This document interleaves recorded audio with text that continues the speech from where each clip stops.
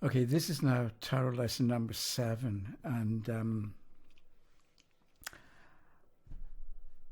I'd like to make a point first, and then we'll look at some cards. So this is partly in response to some comments that have been left, and I'd like to say that it's really easy when it comes to the tarot and related subjects. It's easy to get carried away. You know, you can get carried away in what we might call a good way, where you think you're on fire and you're looking at a card and all these meanings come to you and you're talking about it and it's quite fluid. But it can also be the other kind of carried away, where you turn a card and get, let's say, the King of Cups, for instance, and you automatically assume this is a bad person, or the person got it in for you, and you imagine that you're never going to be able to protect yourself against the influence of this individual. That kind of situation where you get carried away with your own doubts or fears or anticipating problems. So, and it could be that if you're reading for somebody else, you see the worst, or if you're reading for yourself, you imagine that things are impossible to fix.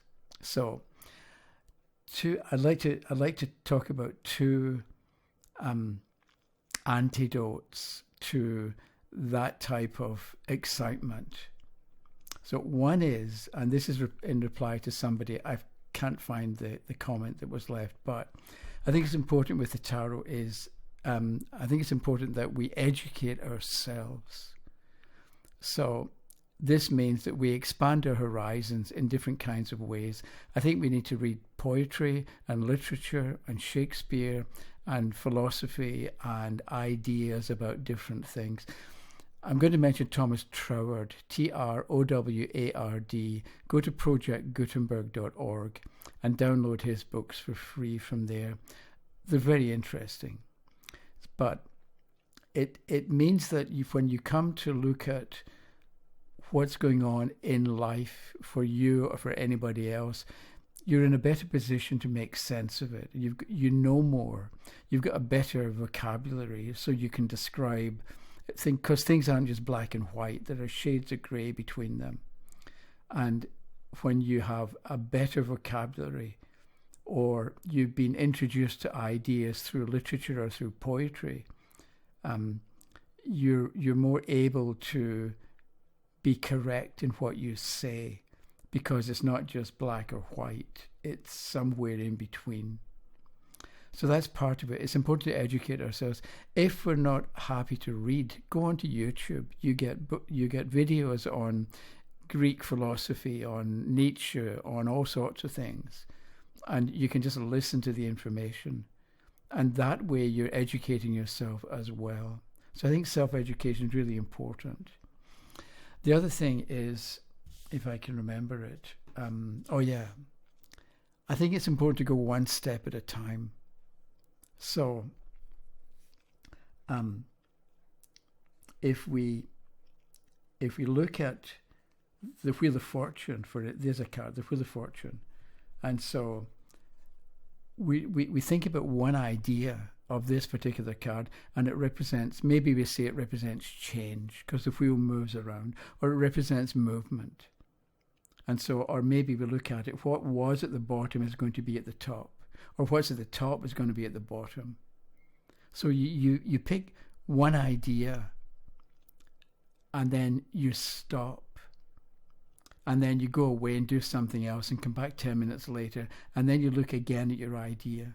And this is particularly useful, I think, if you're reading for yourself, because let's say you get the Eight of Swords, I don't know if I can find it, and you think, oh no, I'm trapped. So instead of thinking, oh no, I'm trapped, and then all sorts of details come to mind about why you're trapped and how you're never going to get out of it, and how these people are much stronger than you and how you're too weak and all the rest of it, we can really go to town on ourselves with the picture that we paint.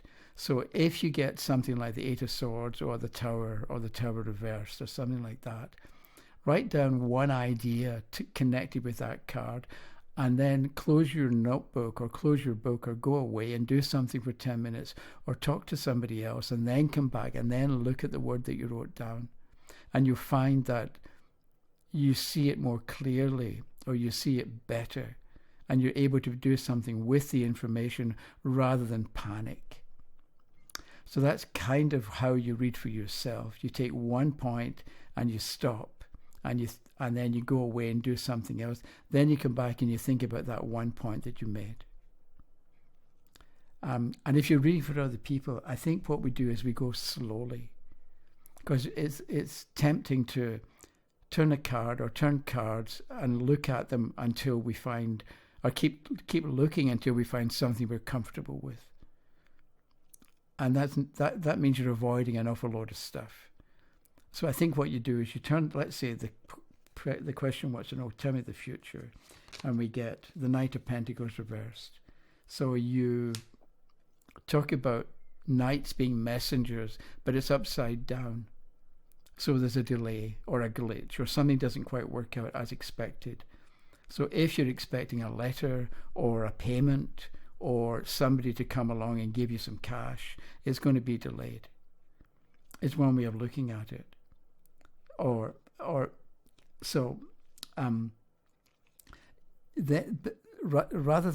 than look at the card and not know what it means and then pick another card to try and describe it or explain it, come up with one thing about the particular card, and then work at it and do something with it, rather than skip to something else that you're more comfortable with. So the reason I'm talking like this is because I want to show you this. This is using numbers, using Cheiro's numbers. And if I remember, I'll put a link in the description, or put the value of the letters in the description. But Tarot is 41274, and that adds up to 18. So we could get excited because the 18th major trump, I have it here, is the Tower. I mean the Moon. Sorry, I was thinking of something else here. It's the Moon. And we can, so what we do is maybe we look at the Moon card, and what is the Tarot about? It's about moving from one environment into a new one. And it's about transforming you or your life or your situation from one situation that you got used to because the crayfish has got used to being in the water. Now you have to emerge onto the land, and now you have to do different things, understand different things, learn to breathe differently, learn to do things differently. So instead of taking the Tarot as 18 and saying the Moon is a bad card and the Tarot is a bad subject to be looking at, or it's potentially problematic, or whatever you want to say, take one idea from the picture and think about it. So either write it down and go away and do something else and come back half an hour later and then pick up where you left off, and you'll find that you can do more with it, and you won't, if you were worried about it, you won't be as worried. The other thing is, because this is number 7, I picked out the Chariot, and I often think, well, it's easy to think of the Chariot. It's not so much the Chariot, it's the charioteer. It's the person who's in control of the chariot that's important in this particular card. And a while ago, I heard myself say to somebody, and I'd never said it before in 40 years of looking at tarot cards, I looked at the card and said automatically, without thinking, "Are you a good driver?" And maybe that's what the meaning, that's what one of the points can be about the Chariot card. Are you a good driver? And then you stop at that point and you think, okay, later you think, okay, what does a good driver mean? Does it mean you know how to follow the rules of the road? Or does it mean that in an emergency, you'll react well, or you react instinctively? Or does it mean that you pay attention to what you're doing? So if you get the idea of the Chariot, a good driver, and then you later think, what does a good driver mean? Or what does it take to be a good driver? And then that can make you think, okay, the Chariot reversed. What does it mean to be a bad driver?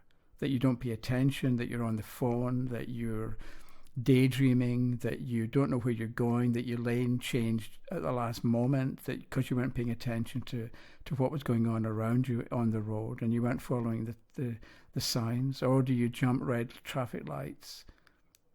All of which can be translated into certain types of behavior that are appropriate depending on the question that was asked.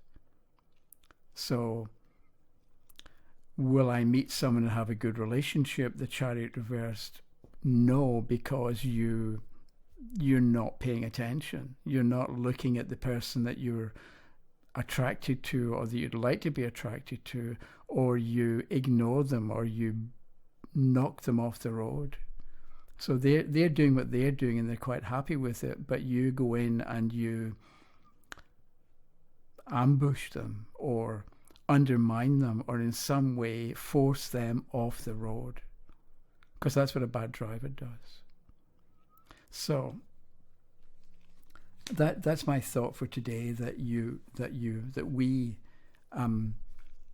take it easy with the tarot and don't expect to know everything tomorrow. And the other thing is, you know more tomorrow, but a week from now you may have to revise tomorrow's ideas to incorporate new information that you come across over the next week. So it's kind of an ongoing story, you could say.